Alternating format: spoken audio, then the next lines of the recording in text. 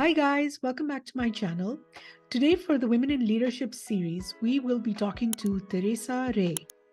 She is an extraordinary neuro leadership consultant who has harnessed the incredible power of neuroscience to reshape the world of leadership.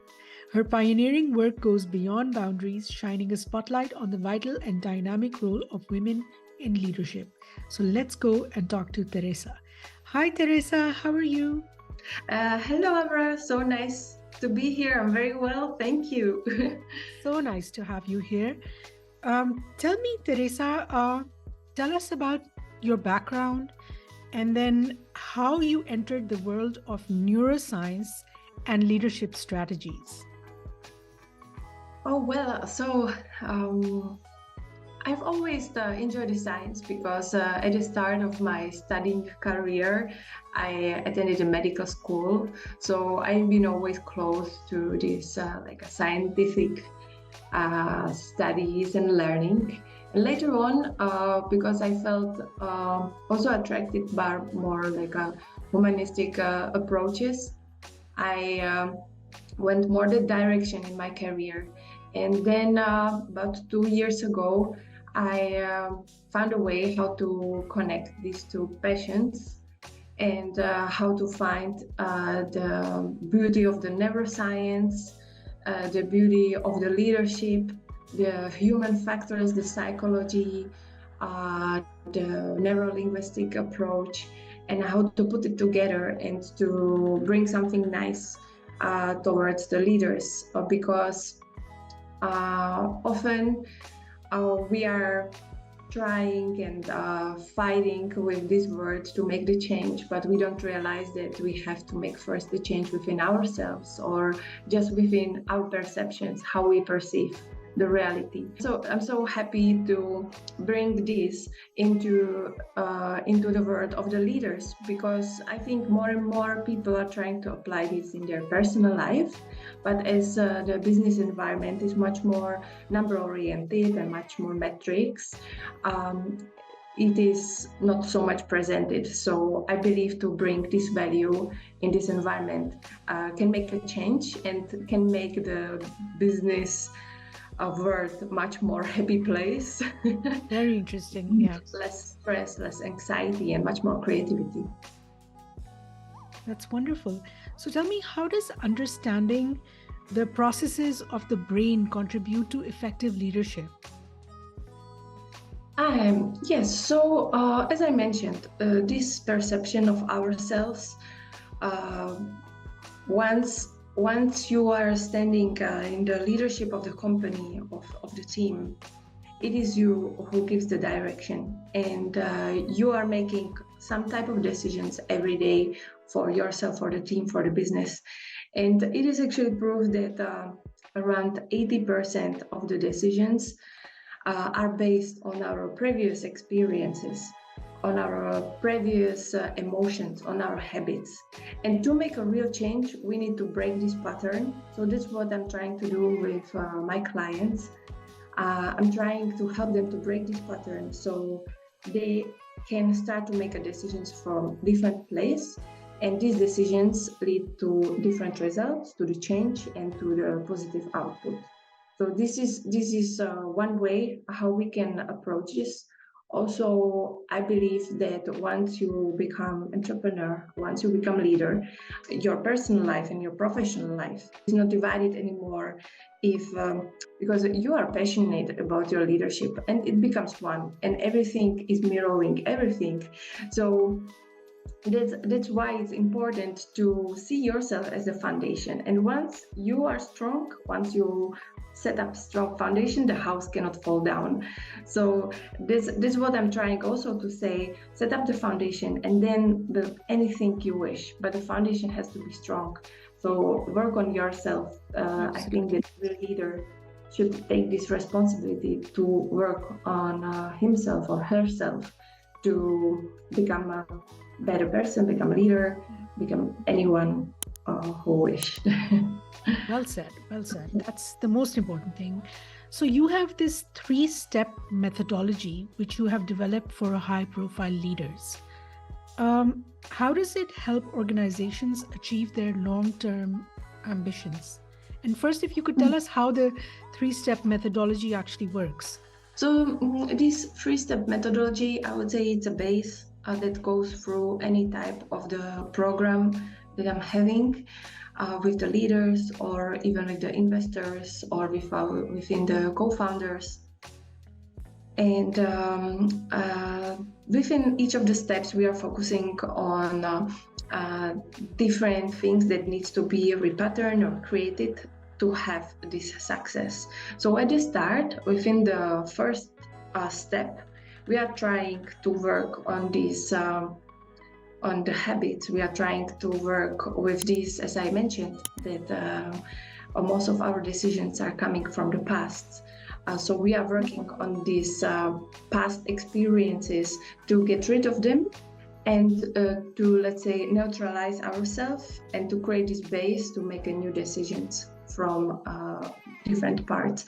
Part of it can be also the little details of the confidence, of the self-esteem, the emotional boundaries, some limitations, anything that might be standing on the way. And it needs a courage to be a good leader. And sometimes we can have fears. And sometimes the little fear can be the main barrier why not to make it the next step, and we can be self-sabotaging ourselves. So this is what is the first step about. Then in the second step, we are working on this, like encouraging ourselves to be able to step in the future and to make these decisions, to work with others. Mainly, we are working with the external environment. So in the first step, we were inside. In the second step, we are going outside.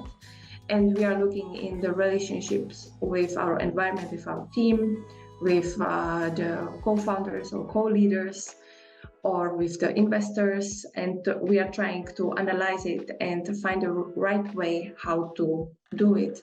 Part of it often is also a mediation, so I'm trying to meet both of the leaders or also the investor to find out where the gaps are, to give them the new perspective. And the first step, step number 3, I would say, is the most empowering one, because in this step we are creating the vision itself. We are looking the future. We are taking the person from being a survivor into being a creator. So I'm encouraging the person to create own vision, and we are making the visionary map, actual map, which is connected with the business strategy, and we are setting up each step that it needs to take to get towards the target. And this is helping also the brain to understand that this is the journey that is possible. It is not just a fantasy, because our brain often fears of the things that we don't know, that are not close to us, or that we have never lived. And once we live it, at least in our fantasy, in our vision, or in this dreaming, or this setting up the milestones, then it becomes realistic and the brain doesn't fear it anymore. And subconsciously, it lets us to make the right steps towards it. And so this way, we set up all the journey, all the vision from point A to point B or Z. Right. Towards the target. towards the target. So the person also knows that, for example, next year you'll be standing there, and there are possible that there will be these type of challenges, and how the person needs to behave to overcome these challenges. Mm-hmm. It's important to prepare yourself for the moments of the crisis, because the entrepreneurship, the leadership is never the easy journey, right? Absolutely. So we need to know ourselves to set up the crisis behavior, and it's easier to set it up before the crisis comes than when it's already happening, because then moment we have emotions, we have stress, we have fear, anxiety, everything. But in that moment, if we are able to take these, let's say, notes self-crisis management, like, yes, this moment I need to behave like this, I need to be strong, I need to keep going, I need to maybe make these cuts, but I believe I keep going, then it's also a big game changer. Do you work with men and women, both sexes, or do you focus on one more? I work with both. Okay. I can see differences. I can see differences in the way how they perceive the challenges, how they perceive problems, how they perceive their journeys, and it's very interesting because at the end, I think women and men they are covering each other in decision making, in finding the solutions. So you work with different countries and cultures. How do you navigate the challenges and opportunities of leadership in these different countries and different cultures? It's very interesting because I think that, as I mentioned, the first step of this free methodology program is defining the barriers. I think every culture, every region, the people naturally inherit some type of barriers. So that one I can observe quite often, that different regions have different challenges to overcome.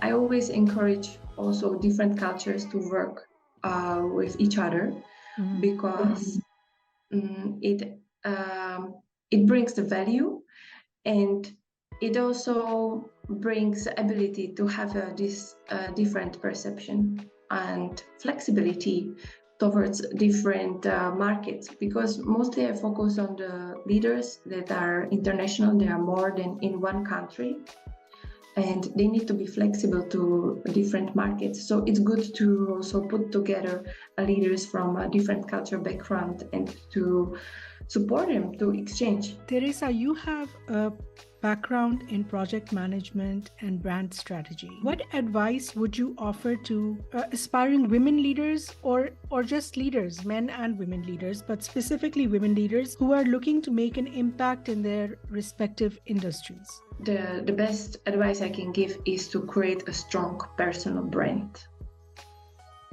Because once you define your brand, once you define who you are, where you're standing, what are your values, what is your proposal, you are standing strong. You have this strength in any situation needed, then within your career, within negotiation. So personal brand. Sometimes when we Google personal branding, it can be the type of clothes and the right color matching. It is all through the woman who knows where she stands, what she's doing, why she's doing, where she wants to go. It's such a strong assets, because women naturally, we are the fighters, right? We Right. fight for our families, for our kids, for our men. We can stand very strong. So once you have this, you are unbeatable.